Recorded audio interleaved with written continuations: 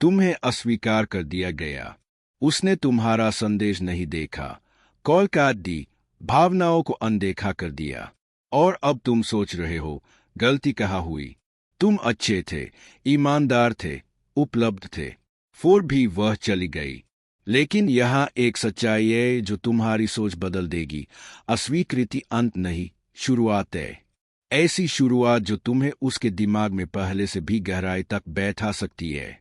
इसके लिए तुम्हें वह सब छोड़ना होगा जो तुमने अब तक सीखा है। अस्वीकृति को अपने पक्ष में तभी मोड़ा जा सकता है जब तुम पीछा करना, समझाना, विनती करना सब बंद कर दो। बहुत से पुरुष वही गलती करते हैं। वे सोचते हैं अस्वीकृति उनकी कमी है, जबकि सच्चाई यह है कि यह उसकी मनोवैज्ञानिक प्रतिक्रिया है।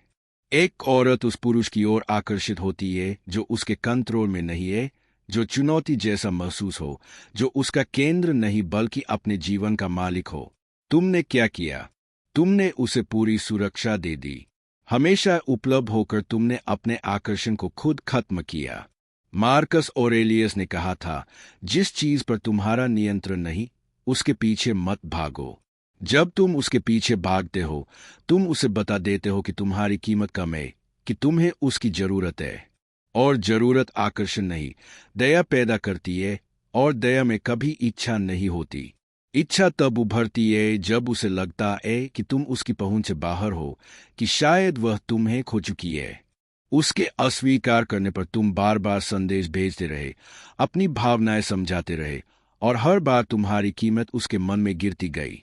क्योंकि दिमाग का नियम है, जो आसान है वह खास नहीं होता।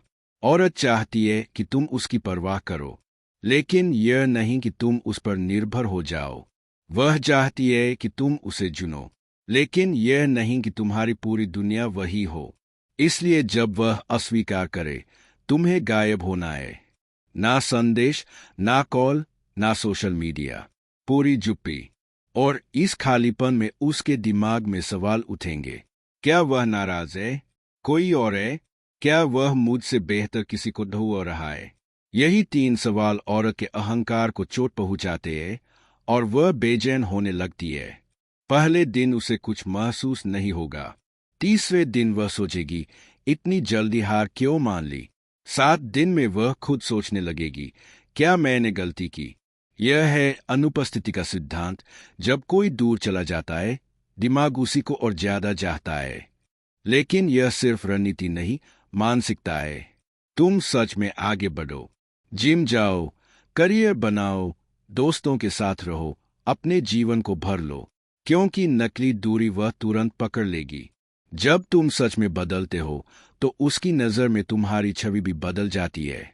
अब तुम वह आदमी नहीं जो उसके पीछे भाग रहा था, तुम वह आदमी हो जो उसके बिना भी खुश है। और यही ऊर्जा सबसे ज्यादा आकर्षक होती है। एक दिन, जब तुम बिल्कुल उम्मीद नहीं कर रहे होंगे, उसका संदेश आएगा, कैसे हो, या क्या हम बात कर सकते हैं?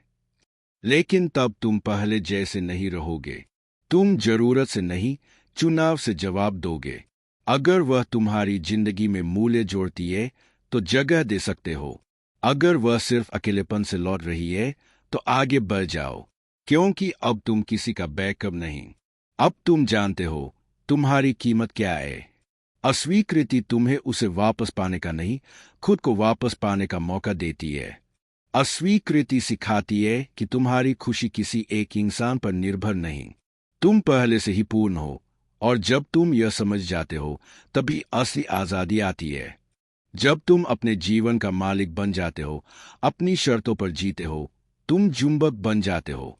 औरतें, लोग सब तुम्हारी ओर खींचने लगते हैं।